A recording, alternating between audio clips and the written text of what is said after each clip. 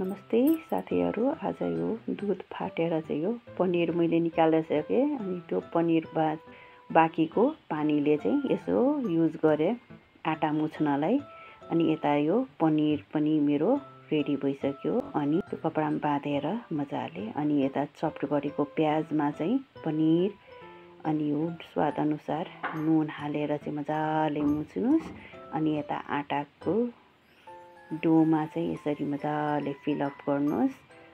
अनि यसरी यो फिलअप गरिसकेपछि मजाले पनिर यो हालिसकेपछि अनि यसलाई बेल्नुहोस्। बेल्दाखेरि यो प्याज निस्के नि केही फरक पर्दैन। तपाईँ मजाले यसलाई रोटी पराठा मजाले बेल्नुहोस्। यता कराही तातिसकेपछि अनि उल्टाइ पुल्टाइकन अरू रोटी जस्तै यो मजाले सेक्नुहोस्। सेकिसकेपछि अब घिउ मनपर्छ भने घिउमा, नभए त्यसरी सनफ्लावर ओइलमा चाहिँ मजाले उल्टाइ पुल्टाइकन यो पराठा बनाउनुहोस्।